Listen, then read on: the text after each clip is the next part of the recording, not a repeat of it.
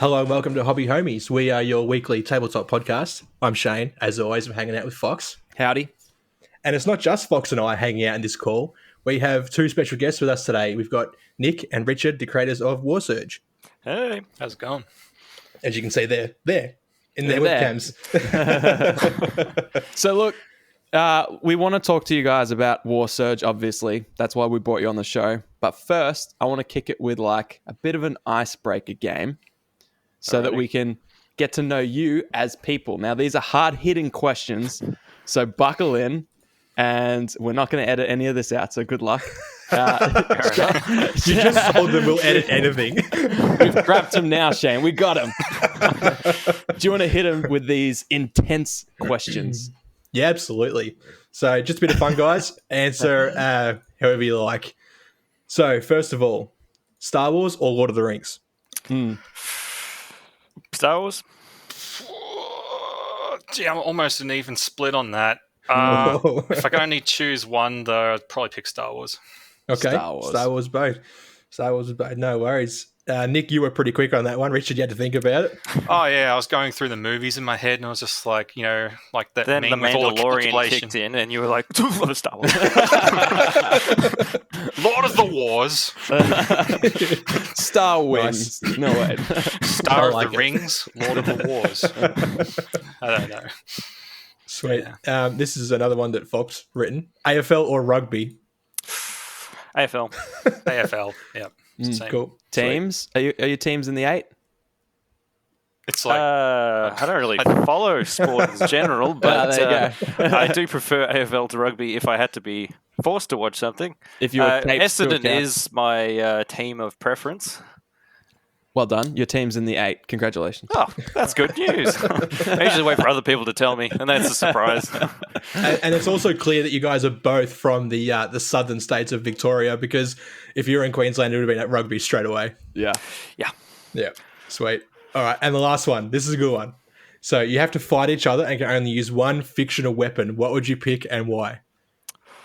Ooh, it's the flaming sword of the Emperor count. It does. Any guess, fictional weapon, any universe, and it's against each other. So if you know your opponent's I weakness just think is it would flaming look swords. cool. Yeah. It's just a big ass flaming sword. It's just there's something awesome about that concept. Do you think it would scare Rich off?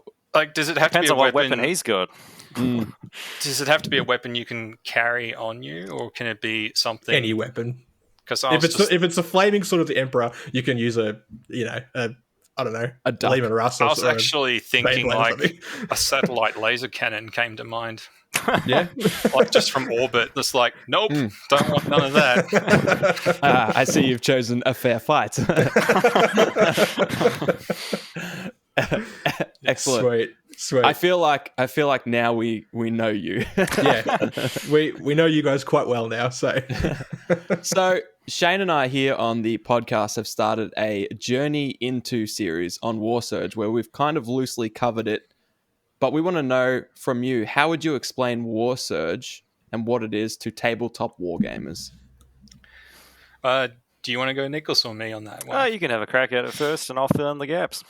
Right, so Warsurge, in a nutshell, it's a universal miniature war game. So what it means is players can use anything in their collection. We have a phrase that's use anything, fight everything, and we really stand by that. So no matter what you collect, whether even if you have a collection with different scaled miniatures, in theory you can use all of them. So that's what we're big about, is letting people unleash their entire collection. So yeah.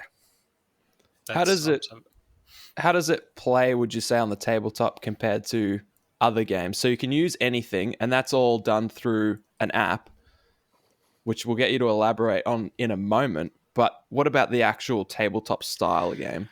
Well, how that works is we actually built two styles into it. We have the standard play style and advanced. Standard's kind of an alternate action system where you alternate your movement, then you alternate your attacking, and so forth. And everyone gets a go, and no one sort of sits out waiting for someone to complete the whole turn because of the alternating actions. Yeah. And then in advanced games, which are sort of tailored more so for skirmishes, the way that works is you pick a unit and you can do a bunch of things with it before the next player can choose a unit and do the same thing. And you use points to keep tabs on how much you can and can't do.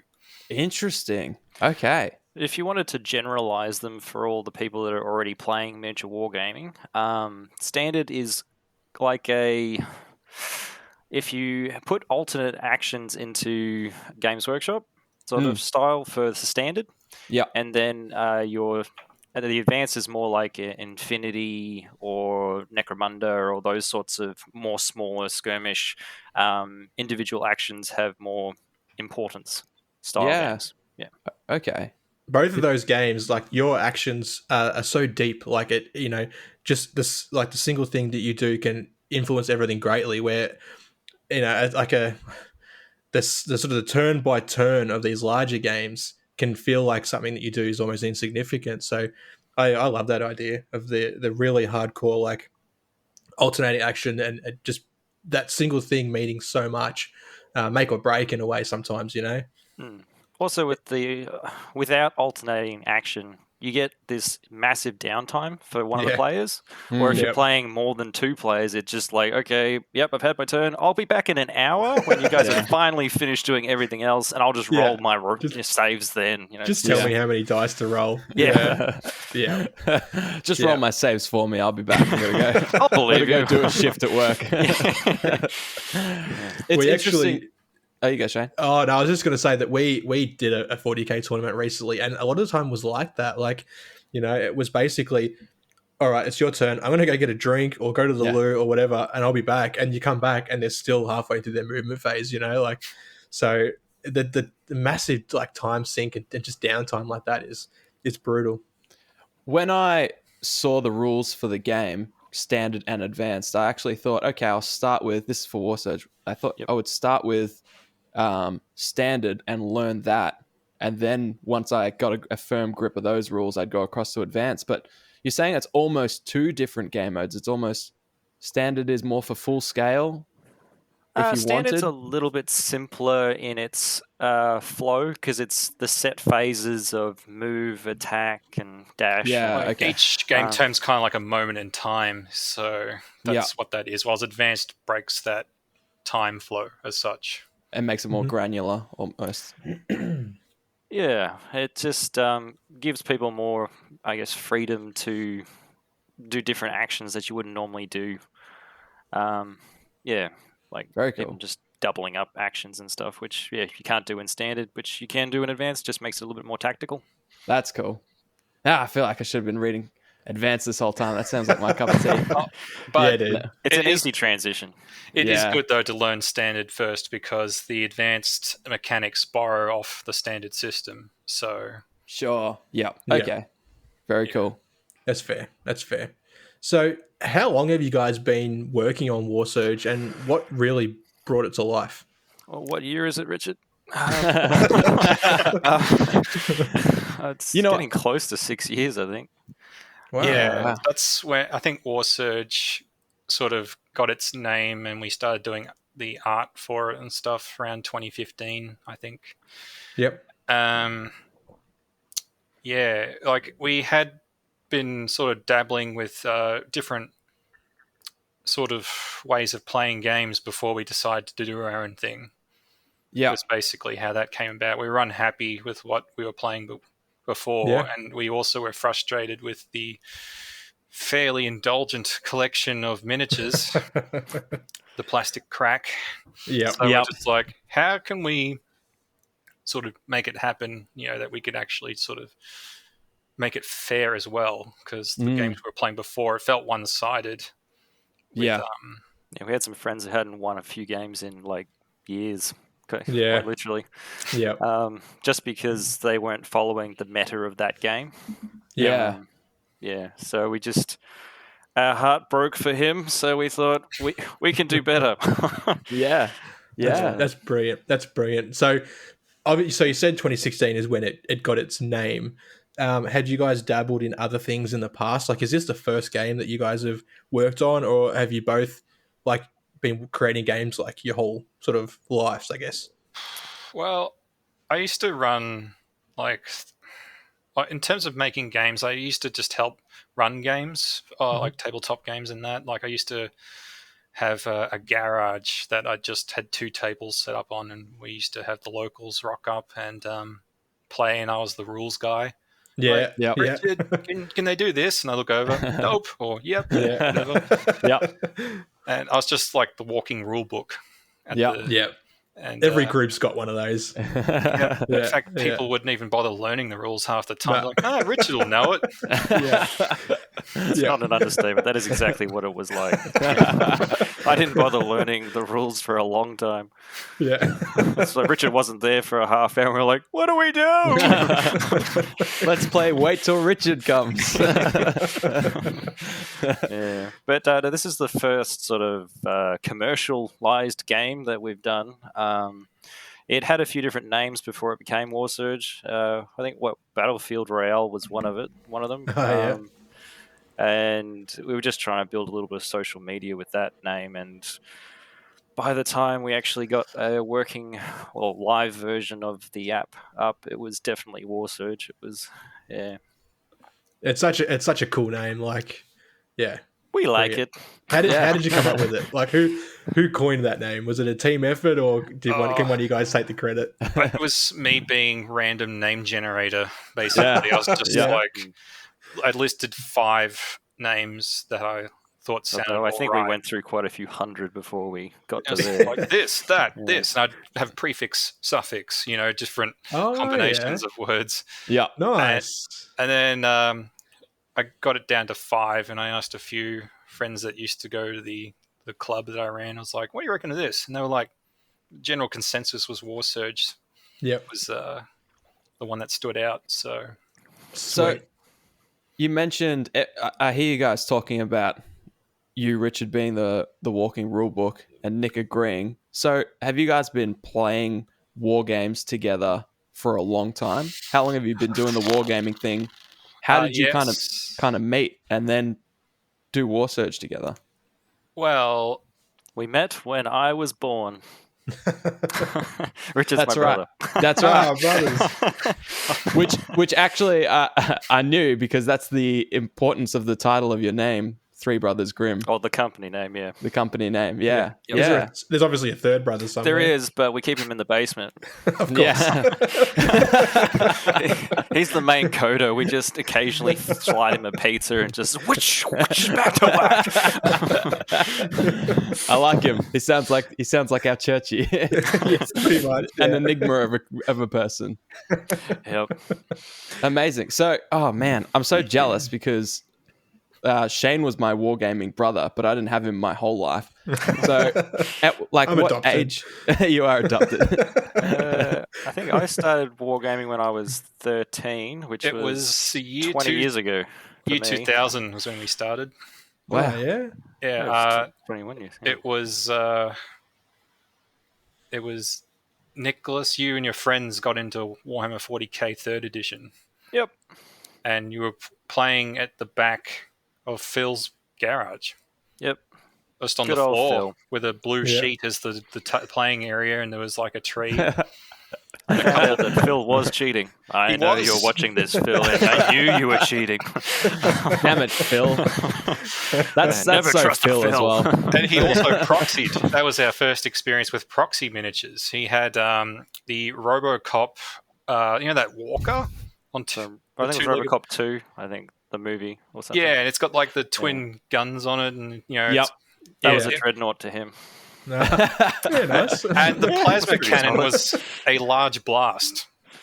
Yep. Okay. There you go. I don't know where he pulled that one out of, but anyway. I was like, no, later, because I wasn't actually into it at that point. I was just spectating a bit, and yep. You used to play Diablo 1? 2. Or maybe 2. Diablo 2 at that on time. Phil's computer while we played in the garage. Yep, because it was like a whole wargaming weekend, and I was like, well, where else am I going to be? So, but you still knew all the rules, of course. Not at that point. Then I learned, and then I realized like what was going on. I was like, Damn it, Phil! You know what? It sounds like Phil might have been a very big catalyst for Warsurge. Let's thank Phil. Yes, he started the cogs turning. Yeah. Learning rules, proxying models, counts as done. Warsurge. Thank you, Phil. But yeah, that's when we started, and I finally caved in, and then I got a second-hand army from the trading post. Oh, the trading post, the old newspaper. Yes. It was basically the eBay of print, I suppose, in some ways. For Australia. Yeah. And I missed the trading post. I got started wonderful. with a Chaos army that was painted by a Golden Demonist. Wow. Demon He finalist. He got second. up. Yeah. Oh, in the vehicles department. He should have won.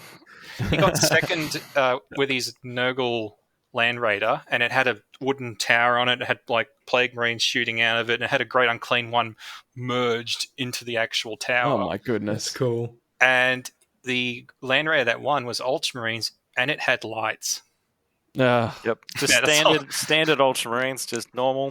And then just the fact that you could open up the little panels and the lights came on inside as well.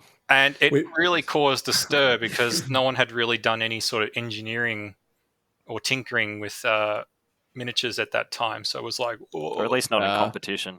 Yeah. Right. So we've got one of our guys in our Discord who has been going LED crazy. He's put them in the eyes of like greater demons and like in the lights of like these repulsor tanks and everything. It's brilliant. It looks really impressive when it's pulled off. Like, do you still have this miniature? I didn't actually own it. He was going to sell it separately, and I did not have enough money. Yes, the joys of being a penniless teenager. Of course. I just looked at it. I got to hold it. Oh, that's cool. I'd put that on my tombstone, to be honest. Yeah. Slap it on the resume. Runner-up Golden Demon Land Raider. That should have won. I don't know how, but I'm blaming Phil for this. So, can you guys talk us through the way that you mentioned a bit about the game itself and how you can take any, what's the catchphrase again? I've forgotten it because it's awesome. Use anything, fight everything, something like that. That's the one I was going to print out, by the way, next to me. And that's done through an app using an insanely intricate point system where you can fully customize your own units. Logistically, how did you... Surely that took the entirety of a 6-year journey because I look at... No, actually, that was a quick bit for me because I did the math. I just reverse engineered about 13 different game systems, created averages, and then figured out where they were doing it all wrong and fixed it. Wow. Easy, dude. Yeah, wow. Just a piece of cake. Easy. All a day's work. Yeah, did that on a Saturday. I do it in Arvo with a Red Bull. Wow. It did take a bit of time, though, to do that. And it went through several phases. Like, we had a prototype of the software actually done through... It was... Well, I hard-coded the first version of it, just all in C#. Then the second version of it was done actually through the Unity engine, which is the game creation software. Yeah. That was a bad idea, but I just thought I could make it look prettier. That was sort of it. Yeah. And that's then when we got our oldest brother, who lives in the basement, in on, because he's actually a software engineer. We thought, well, we'd better actually call in the big guns and get this thing on a mobile version. I had no idea how to start with the mobile version. Yeah. But he had experience with a little bit of mobile app development, not a lot. So we all learnt to do code in Xamarin, which is the front end of the app. And then all the back end is still in C# code, which myself and our oldest brother, Brad, Brad knows it really well. And I'm not the best user in C#, but I can make things do things, but that's as far as it goes. I don't know why it works. It just does stuff. It just and then works. There's me who can read it and sort of understand it, but his main job is to make it look pretty. Cool. You guys are the perfect brother combo for this game. Yeah. Yeah. I also want to know how how long has the playtesting part of it taken? Because I was playing around trying to break your reverse engineered point system, trying to, as best I could, try to make things not work with a combo. There's always an element of rock, paper, scissors, so you can get like an OP army against someone else. Yep. But if you have a balanced army, it's pretty unlikely that you'll have a bad game, like a horrible game. Unless your luck's really bad. Yeah. Would you call a balanced army like a balanced combination of like troops and vehicles and characters or something like that? Like, what would you call? We did expand on that a little more because I remember during one of the early Warsurge, I think it might have been Battlefield Royale edition. So going back a few years now, and we had actually grouped them, even unit types we were looking at as being a thing you could actually select, and we had like Horde or Swarm as being one of the choices, and infantry, vehicles, heroes, and we had like a Titan or Lord of War equivalent. Yeah. But the idea is with a balanced army, you would have, say, maybe a hero of some kind to spearhead, maybe some elite troops, a vehicle or two, and fodder to throw into the meat grinders. And that is the thing, the fodder. Fodder. Just having like horde units that you just don't care what happens to them, just to, either tie up units or just to soak up shots. Yeah. And sometimes, with the way the app works is that the weapons really do change a lot in points when you make them more powerful. But see, let's take, say, you want to represent a Warhammer 40,000 Lass cannon, and you'd be like, wow, that's going to really hurt Terminators and Space Marines. But if you shoot, say, a zombie or something like something really cheap, a cultist, it's going to be really wasted. And that's where having a horde unit can be handy, is if you can get the horde unit to be really putting off the heavy shooters, for example, it can really just make things more awkward. Soaking up shots, basically. Yeah. There's nothing wrong with going really heavy into one style. Like we've made One Punch Man.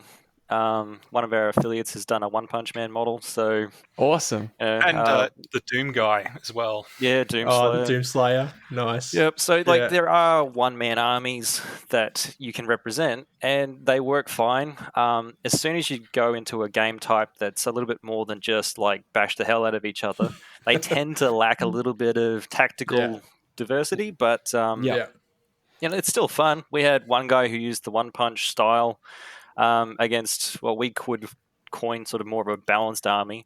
And he had the time of his life. He was just flipping tanks left, right, and center, and he lost hopelessly from the point of the game, but he won in fun. Like he had his attacks named as like normal consecutive punches and things like that. He named them after the show, and like he just like look in the direction of my tank. I'm going to be just like, what? I'll just take this tank off the board. It's just like, you don't even have to roll; it's just gone. That's awesome. My fiance is a massive Disney fan, and she's got those pop vinyls of all sorts of different Disney things, right? And I was playing around with the app, and I'm looking at them, and I'm like, I could so make an army with these like little pop things, right? So I'm picking up I'm like, what is this? And like, I'll hold up like, I don't know, one of the princesses or whatever, and she'll be like, oh, that's so and so, she can do it. And I'm like, all right, she can do this, making up all these like rules. So yeah, the idea of like a single character or like a couple of just like heroes taking on a whole army is insane. I love it. I was super excited. I've got this collection of, I don't know if you guys ever seen Zoids. It was like a anime that's like, I guess, mech warriors. I have heard of that. Yeah, it's just like animal mech warriors, kind of Gundam vibes. So I've got these Gundam style kits of these creatures, and I was like, they're big, they're like maybe 15, 20 centimeters tall, and I was like, if I can just make one of those 500 points, take on an army, same vibe. I don't care if I lose. I just finally get to use a figure that sat in my cabinet and done nothing, and has never been as cool in my cabinet as it was in the show. So that was a big mood for me. You can win. With those models. Yeah, I think so. I was drawing up stats. I was like, no one's killing this.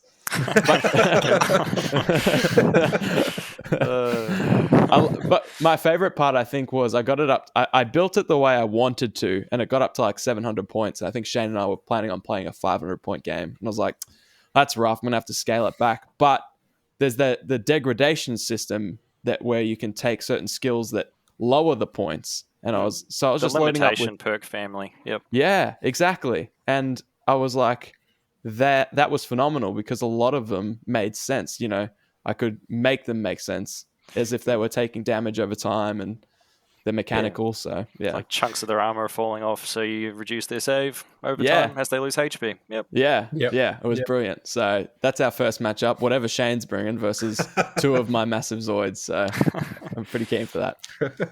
Fox has a habit of hyping up a game system and then just leaving me hanging and selling off his half. It's not my fault. I didn't do this lockdown, dude. So I've got halves of almost everything that I have nothing to play against. So Warsurge is perfect.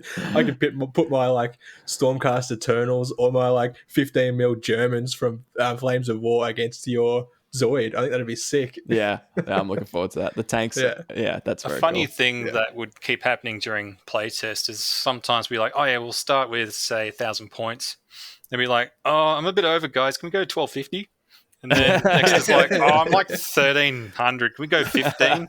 And literally one time it went from 1,000 to like 1,750 points. And we're like, guys, we've got to stop this. It's just getting out of hand. Yeah. The limitation on it will definitely, for a lot of wargamers, not be the model count.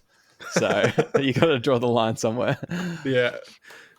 So I'm also curious what your immediate, or let's say this year, plans for Warsurge are, if you can elaborate on some. I know you just dropped a new narrative mission, which was Operation Gauntlet. Yep. Which was a solo narrative, I think. But I'm wondering if you can elaborate on that mission, but also any others that you might have. We actually also launched another one today. Oh, really? Oh, shit. Yeah, Rise of the Guardians, which is a PvP one, so Clash narrative. And basically, it turns your competitive games that the objectives are actually units that will fight you, and if you beat them, they join your force. So are these units controlled by the opponent, or are these like they're actually more of a AI sort of system? They have their own player tactics. So they're not owned by anyone at the start, and then once you defeat them, then you own it. And that's really cool. Yeah, no, that's awesome. I love the idea of capturing them and then they fight for you. Yeah, that's sick. Yeah, and it's got a challenge in it too. Like I think it's called Knock'em Sock'em Guardians. So the idea is you get your Guardian to cause the other person's Guardian to be a casualty. So just little things like that. Operation Gauntlet, we launched that last week, and it is a single player intended mission. And the idea behind that one is like that you're sneaking around trying to get past the base, and you can fight your way through it. But I believe if you were a bit too, what's the word? Basically, if you're not cautious, you're going to get rolled. Yeah, I would say. If you're a bit too overzealous. Yeah. But then again, you might build a custom unit that is specifically good at this situation.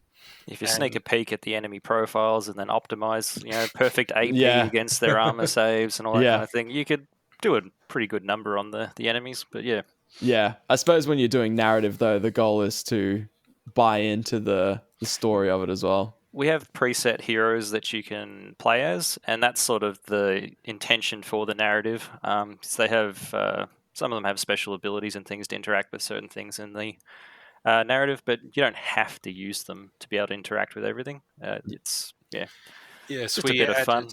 A hacking the computer console sort of challenge in it, where you pick up dice and you've got a countdown timer, and you've got to set it to whatever seconds it says on the instructions, and then you roll the dice and you've got to stack the dice in order before the time runs out. Okay, that's cool.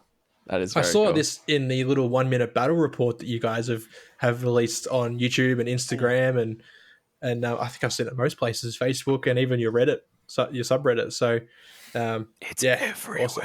It's everywhere. It's omnipresent. Oh, that's it. You got to though. Like you got to. That's awesome. So this isn't new to both of you, but for the listeners, if you're liking the sound of those narratives, because it's locked down for a lot of places locally, and I know a lot of our Discordians have been looking for solo games. You can go to warsurge.com/narratives, scroll down to the solo narratives, click Operation Gauntlet. What I love is that you've got the little QR codes right next to the profiles within that PDF, so people can just scan them in and the profiles load up into your app. Yep. It's bloody awesome, guys. Yeah, Trying to make now, it as especially easy. the app's free, so like it's no excuse. Why not? Yeah, and the free app as well, the way it works, it lets you, I think, do almost all the narratives. So in theory, someone off the street could just start playing it without paying a cent. So good. So we'll put links for that in the description too. But some of the other narratives too, like we put some effort into the dark. That one, actually today I updated it so that you can click your way through it. So it's got links to... So the way that the dark worked was you had different options that you could do to interact with different objects. It's very much sort of the role-playing thing, making choices. Kind of like those... remember those books that you go, oh, if you want to do this, pick page 38. Or Goosebumps, choose your own adventure. Yeah, hell for sure. Love that shit. So it's like that, but now we've got little links in it that work like a hyperlink to just go to lower in the document. So you can just click instead of having to scroll through to find the right page. Just like, oh, I want to do whatever to that door. Click, and then you're straight there to that option that you chose, and then you see the results of your action. I've got it on my screen right now. It's so bloody brilliant. It's like poke the bear's eyes, go to Revelation 15, and it takes me straight there. And I'm like, I don't know what situation I'll be poking the bear's eyes, but I want to find out. We've tried to put a little bit of humor in places where we can. But we've currently probably 3/4 through a cooperative version of one that works like the dark, where you've got optional choices, and it's got a random encounter system in it as well. So you can still do that one solo though if you wanted to. But that's what we've been working on recently, and it's pretty big. It's like 50 pages. Yep, wow, about 50, including maps. It's got like a map and like compass and a dungeon item kind of thing, kind of like an old school dungeon vibe. And you can build a team or go in alone, and there's bosses and hidden bosses and stuff. And treasure. Oh, yes. Is this the stage that you see Warsurge at now for you guys, where you've done the groundwork and the foundation on the rules and everything? So now you can just elaborate with narratives and solo missions and campaigns and things like that? That's only part of it. We really want to hit tournaments. We wanted to start tournaments. That's one of the next big goals. Then campaigns is the next one. Official campaign system, yeah. Cool. Whether the campaigns get released first or tournaments, I'm not sure. The tournaments will be a little bit more tech dependent. We'll have to get like a website going for that and figuring out the logistics of the ranking systems and all that kind of thing. Whereas the campaign, if we do that faster than what we can get the tech going, then it might be first. Yeah. They're both such big behemoths. Do you guys sort of tackle one individually, or do you guys meet up, sort of like work on a particular area and just see where you're both at, where things go? Well, we meet as a team at least twice a week to just review where we should be going with the next sort of week's work and everything else. But we sort of do still tackle one big project at a time, though. Yeah. So do you guys sort of like just receive a 3 a.m. call or message from one of the others saying, this is what I'm working with, this is where I'm stuck, help me? or has it not got that crazy yet? When we were... before we launched, sometimes we'd have messages at like 3 a.m. waiting on Skype. Yeah. We learned to silence our phones quite quickly. Because sleep is still important. I have to mute my phone now as I get random text messages because my number's listed on the app site because as a contact number. Yeah. And I'm getting all these bogus messages like... I'm guessing they're like, oh, they're definitely foreign. Because the English is terrible, and then they're like, "You'll have voicemail, blah blah blah," man. and it's the links to a website, and I'm like, I'm getting them too. I'm like, guys, we made an app. I think we can look at a URL and think, yeah, that's definitely not a voicemail. So I'm not touching that with a 40-foot pole. They're not smart. I think they've got an approach where it's just they cast a wide net. They don't care about target demographics, because if they would, you'd stay away from app developers. I'm sure they spent 13 hours deciding, no, we're going to target Warsurge now. I've decided. Send the URL. We're going to get these ones. They've got one of those old school like war game tables where they use the sticks to push around the different troops, and they've got you guys in the middle and they're surrounding you. That is rough, though. That is not what that's not what you signed up for when you put your number there. That's good, though. That is awesome that you guys have that intimate approach with your community. Like, you obviously want them to engage with you directly. You don't put them through 3 different forums or contacts first. We've got a submit form on the website, and that literally goes to all 3 of us, whoever looks at the email first. That's awesome. So that's how Richard was lucky enough to receive an email from me. I say lucky, but he's not. Well, I wanted to ask you guys what your plans were for the broader future, but it sounds like you've summed it up with the idea of campaigns and tournaments. We got more than that, though. Yeah, is there anything else you can give us a little morsel? Well, we're still over the next 6 months. I think the framework on the app software development software used is going to get a major upgrade. So we'll be looking at basically Warsurge version 2.0. Okay, in that sense, but it'll take a lot of testing to make sure that things transfer properly and stuff. Because people don't lose all their profiles. Yeah. I've got so many 1,000 profiles on my phone, so I do not want to lose those. Back up those backups. But features like backups are things that we are working towards, and at the moment, in the short term, we've got a feature where you can import with a code, not a QR code, but like a 55-digit code that you can just copy from a clipboard.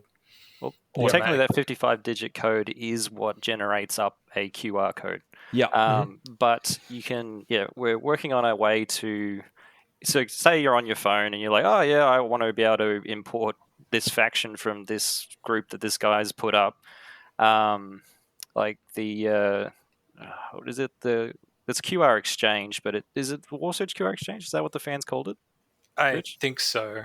Yeah, so there's a link to it on Warsurge, the website, warsurge.com, which is links to a fan-made QR depository or something. I don't know what you'd be called. Nice. Yeah. And they've got things like 40K up there, and I think there's a few other little ones that have popped up. But it's still got a lot of room to grow. Yeah, but so one thing that people were struggling with was like, oh, I'm on my phone, I get to that QR site, but then I can't scan it because I'm already on my phone. So so we're introducing a way that as long as you have a way to turn that QR, which is 55 digits long, into a copy-paste sort of thing, then you can just paste it straight into the app, and then it populates. Brilliant. Yeah. So this exchange is a place where I could go and upload any army that I've created that other people could then use if they were interested. Yeah, there's an email that you send off to on there. Okay. And then they have the people that are running that particular website check it over, just make sure you haven't put filthy language and things like that in it. Just so that 12-year-old down the street, it's like, what's that, Mommy? No, don't look at that, Billy. No. And then you've got a Facebook group, Mums Against Warsurge. you don't need that. No, not at this stage. We'll give it a few more years, and then we can tackle them. Yeah. We need a few employees to be able to battle off the mums. That is very cool. Maybe I might jump on that because I've done a lot of work to this Kroot roster, because I don't know if you guys know Kroot from the 40k universe, but I'm insanely mad that they're basically unplayable. So you've given me a space to actually play my miniatures. So I've been going kind of crazy. Going kind of crazy on my roster, so I might upload that because it was just so much fun being able to give all these, because you do your I forgot what it's called, the armory, where you can load all your weapon profiles. Yep. And oh man, once I discovered that, I was going insane. So I might get around that. And you said there was a link for it on the warsurge.com website. In the community area. Community, yep. Cool. Excellent. Brilliant. But yeah, you could probably chuck like HP steel on some of the crude attacks, like the cannibalizing or whatever. Yeah, absolutely. My Kroot hounds have that, and they also have... Anyways, I won't go. He won't stop talking about Kroot for the next hour if we start. So. You guys have given me the ability to like... We talked about this actually on our first Journey Into episode, how there's so many flavors to particular armies in the game that they were originally intended for, but they don't match the style of play that you in your head envision them, if that makes any sense. So like, I see this army playing like this or doing this, and it's not really fully captured in the rules. So yeah, Warsurge has given us the ability to be able to make that happen, which we love. I made rules for a Gene Stealer cult or a Tyranid Patriarch, and like in the lore, and you think on the tabletop, this should be an absolute monster, and it's awful, right? But Warsurge, I got to put it in there, and I could make it that monster that it should be. Straight away, it was like 800 points by the time I was done instead of the 80, you know. But yeah, we love making monsters. That was my next question, actually. Do you guys actually get a chance with your limited time to play the game? And if you do, what's your favorite armies or style or way to play it? Well, we actually have to play it because we need to test it, because we're not those people that just, release rules and it's like, oh, theoretically it works, I think. On paper. Yeah. So we often do testing of everything, but we would like to be able to test more. But until Warsurge starts generating the kind of income where we can pass off a lot of the other little jobs that we do to peons, we're stuck doing everything. So I was going to ask you, have you guys got like a trusted circle of play testers that you put your first things to? Yeah, we have a handful of locals that have been in on it pretty early on, I would say. And, are these guys that you played war games with before Warsurge, or have you met them thereafter? Or? A bit of both. It's mostly pre-creation of Warsurge, but there is just about, I think, 2 people that joined in that were post. Yeah, nice. Yeah, one guy just loves Lego, and he has a ton of Lego, and he's just so now I can start killing things with my Lego skeletons. We're like, yes, you can. Yeah. He went nuts. Like, getting like 100 more skeletons. Yeah, and he was still trying to get them off eBay, and he's like, he wanted this necromancer leading an army of skeletons, and what he's done, and it was quite funny to play against, because we had we thought, we'll stick with the Lego, so we got Legolas, Aragorn, and Gimli.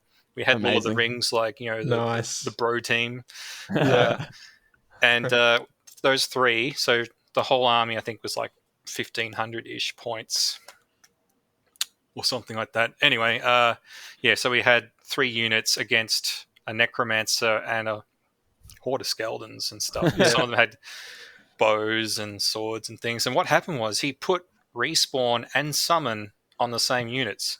So you kill them, they'd come back, and then a new one would also appear at the same time. So his army just kept like the first turn it doubled in size.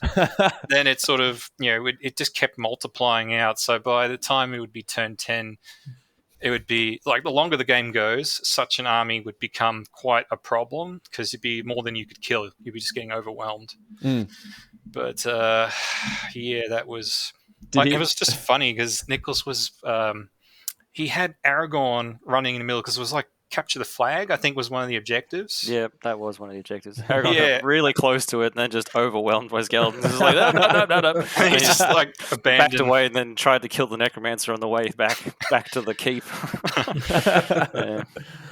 But it was So we had Lego on that one. We had Lego fortifications and everything. So that's awesome. Was that the strangest tabletop miniatures you've had in a game of Warsurge? Strangest? No, I wouldn't say no. One Punch Man fighting against 40k felt stranger. Yeah, fair. Yeah, like at least the Lego we had, it was like you could almost think it was a Lord of the Rings battle. Totally. Whereas, when you start mixing the different genres and companies, that's when it starts to getting a bit weird. Yeah. But as long as people are having fun, that's the whole point to us. Yeah. I sort of like it more when genres that look mixable are mixed. Like if you had Doom Guy fighting Korn, you to can me see that's that like happening. Yeah, that kind of thing. But cool. I've seen Master Chief as a miniature as well. Oh, that's cool. And Samus from Metroid. What would you guys say your favorite matchup has been? Like, have you seen Darth Vader take on a bunch of those Lego skeletons, or have you got any favorites? We had a game where I can't remember if this was a 3-player. We did play a 3-player of this. The Ultramarines against Stormtroopers. Yep. And do you remember, Nicholas? What did Nathan use in that one? I had Darth Vader, I thought, because I used Force Grip on your scouts and pulled them out of cover and then sliced them up with the lightsaber. And that wasn't Ultramarines. That was my custom code. Like I had a custom chapter. Yeah, back which I spent. That was sort of like my. About 10 years ago I did that one. I was very happy with it. And then I was very disappointed to see Vader just turn them into sushi in 2 seconds. There was a third army. Do you remember what Nathan had in that? I can't remember. Maybe it was Ultramarines, or maybe it wasn't. Deep down, we got so much stuff. He had an Imperial Guard army at some point. It might have been that. At least we know who the true Emperor was, I guess. Well, that game, I can't remember what happened there in the end, but we did have Primaris Ultramarines fight Stormtroopers, and the Primaris came out on top. Oh no! Damn it! But that's what happens. You win some, you lose some anyway. So as game designers, I'm wondering if you guys have had any big win moments recently that kind of reminded you, because you've been working on this for so long, this is why we do it. Was it a game maybe, or just seeing the rise in number of users, I think in the last 3 weeks has been a real positive for me. Since we released the free versions, we've gained about around 1,000 players. So amazing. Yeah, so that's insane. That's huge for us, yeah. And then we're getting a lot of positive comments, which is another big, yay, we did something correctly. Yeah. People thanking us for making the game. And it's you're welcome. It's humbling. It really, you guys, you must feel so humble for that. That's brilliant. Does your, you said you've got 1,000 new players. Does it show where they're based, on the world? We're talking people all over the world? Or is actually, we can look at those statistics, but we haven't really... we haven't analysed it. We did early on, and when we were around 300 users, they were predominantly the US, I think, was our main players. Yeah. Then I think it was either Germany or Australia next. We actually had a surprisingly large number in Germany, which was just it's only in English at the moment, so it's all right. But we do have a fan base that have done they're doing German translations for all the perks, because the perks are sort of the most complicated part of the game. The core system's quite easy to follow, even just visually from the tutorial videos. Yes, that's what they said. They were like, you could even tell without even understanding English that well that it's that's how the turns work and all the rest. So yeah, those videos were very well put together. Did you guys record and edit those as well? Yeah. That's me. Richard's baby, that one. I'm that the was media amazing. guy, so Good stuff, man. Yeah, that was good. Nick, you Great did nothing. stuff. Richard, well done. I just painted all the miniatures, but whatever, that doesn't matter. I only coded all the perks and all the rules. Yeah, I did all whatever. the math. But yeah, your YouTube video looked okay, I guess. You made it look pretty on the computer, Rich. Well done. He's the front man. You did a good job, Rich. The videos did come together really nice. That's very you cool. can check them out on their YouTube page, which is youtube.com/Warsurge, I imagine. There'll be links in the thing down below. The website's got all the links. Go to the if you the just go to the website. website, it links to everything, and even like a how-to page, and then it has all the videos embedded into it. Nice. Including a couple of battle reports. Yeah. Awesome. Very cool. But we've also got a sport game actually on the way too that works with Warsurge. Okay. Hang on a minute. Yeah. Can you fill us in a little bit there? Yeah. Well, it's called Basket Brawl. Oh, God, that's amazing. That was me, that one. I was pretty happy with that. I was walking to my car one day, I was like, basket brawl. Brawl. It's so good. You know what, Richard? Forget your videos. We're on Nick now. Tell us about basketball. But we had one of the playtesters was talking about basketball a fair bit, and we were talking about how we probably should do a sports game because we did a racing game called Super Model Race. Yeah, we play with the name a lot, so it's very ambiguous to us as to its final name. That one's still a working title, I imagine. Oh, it's available now. We can look it up to see what it is supposed to be called. It has a video and everything. So you've committed. I like it. I hadn't actually heard of Gaslands before we released it, and we released it, and they're like, "Is this just a free version of Gaslands?" I was like, "Crap, really?" I looked up Gaslands. I'm like, "Run!" At least Gaslands is a bit more complicated than ours. Ours is a bit simpler, so at least there's a difference there. I was just like, so tell us as much as you're allowed to about basketball. I can only imagine. Well, you can play it like basketball if you want, but basically imagine basketball, but you can kill each other. And there's also, in the story, there is, I think they're called resurrection or invulnerability. Immortality field? That's it. That's it. There we go. Yeah, so what happens is when your unit's dead, it'll actually come back to life. Anyway, so it sort of makes some of the defensive perks like resurrection probably not as useful in that sense unless you get absolutely murdered, because if you kill a unit like twice over, they're like paste on the ground and it takes longer for them to come back. I love this game. The idea is you build a team, and the default team's like 5 players on a team, and you can pick one as a star. And they're like a captain kind of thing. And you can give them like special talents specifically for playing basketball. So they might be really good at slam dunking and getting the ball up sort of stuff. So you might give them those 2 as a bonus to those actions. Yeah. So you get one of those by default, but you can actually full on customize the team. You can actually, through a series of either choosing pros and cons or drawbacks and bonuses, you can increase the size of your team to be 8 players at once at most, but they're all worse, if that makes sense. Like they're not as good at handling the 8 ball. crap players or 3 absolutely kick-ass star players. So you can build a dream team kind of thing.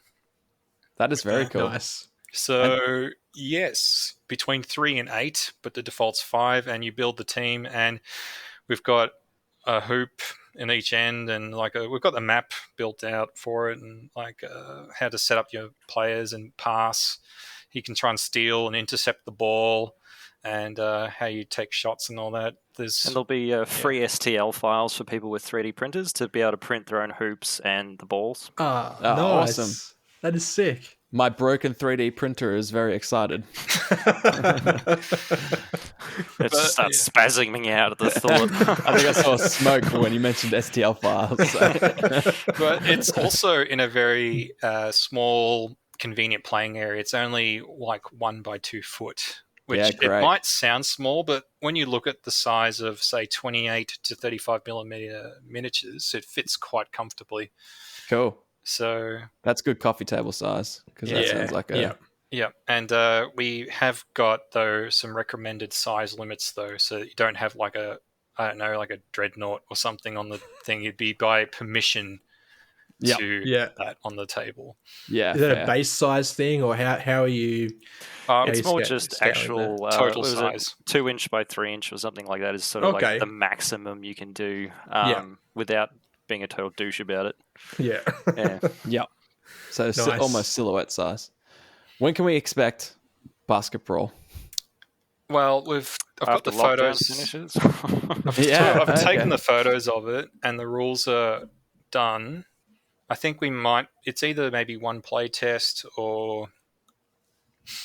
I think we just have to film all the advertisements for it. Sure. We want to actually... We like to release and advertise at the same time. That's fair. Yep. Yeah, so that's really the biggest hold-up. And to do that, I need to be able to go over to where all the models are.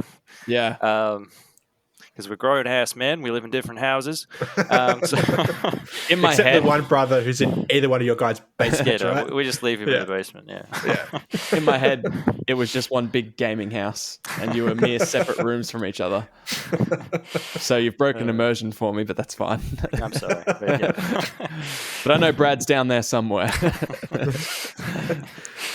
So you think sometime this year, hopefully? Oh yeah, for sure. Hopefully in the next month or so, I was hoping, but it just depends on lockdown situation. If regional lockdown lifts at the 2nd of September, presuming that actually happens maybe a week after that. Nice. Yeah. Soon. So we'll keep an eye out for that. Yep. But during a play test, one play test we had, I had battle droids from Star Wars. Yeah. And we had 3 different Ocarina of Time links as a dream team, like going as 3 against 3 affiliates. Yeah. And like 2 missiles. I had that many like players. I just sat 2 guarding the hoop, and they had missile launchers. And I just never moved them. I just fire missiles, and like 2 of them could pop off link. One of the 3 links. Yeah. One of the 3. Each game turns. What were the link models from? From the affiliates. Company called Arachio Studio. He's called them Elf Hero or something like that. Of course. IP connected. Yeah, no one likes getting sued. Nah, it's probably one of my least favorite things. So. That and a taser to the balls. Yeah. Worse if you get both. Yeah. Lawyers with tasers. That's the worst. You are being fined $20,000 and getting tasered to the balls. What? No. Is that even legal? It's my 2 worst things ever. That's awesome. Well, it's been a pleasure to have you guys. Like, we've been chatting for a while now, so I'm glad we could finally tease something up. We wanted to have you guys here. Well, not here, but there, and we just couldn't make it work. But this is the next best thing. So it's been a pleasure, boys. Thanks for having us. It was great fun. No worries. If you guys have any links or things you want to mention now's just plug everything. Buy Warsurge app now. Do it. Get it. Buy the Warsurge app. Don't even investigate. Just buy it. You're losing money not buying it. Your website, warsurge.com. Everything's there. I've seen your... is it called a community? It's the community tab, I'm pretty sure, where it's just like you can just keep scrolling and there's all these different places where you guys have ways to share with other Warsurge fans and creators and everything like that. So if you've got a social media platform, we've got it there somehow. There was one last long-term goal, if you have a moment. Yeah, Go of course, for it, dude. Yeah, absolutely. Yes, I got time. We have we're getting more people requesting it. I've noticed on Discord and whatnot, but we would like to build towards a physical rule book. Nice. And we may even do a special edition that's like, if we're going for the Warsurge story, there's like a tome in that where we might make a special leather-bound human flesh edition. Ooh. Yes. I'll take it. So pre-order me one. I'll pre-order one right now. So that was what we're working towards once we've got enough players. Yep. Very cool. And then also a dedicated. We would like to do either a web browser or a computer version at some point, because right now you can link your phone to some computers, but it's not specially made for it. So like ideally, long term, that's what we're working towards. Very cool. Yeah, I spoke to you via email prior to our, I think it was our first journey into episode, or was it our second maybe? But you did mention you were hoping for other platforms. I'm so glad that PC is definitely up there.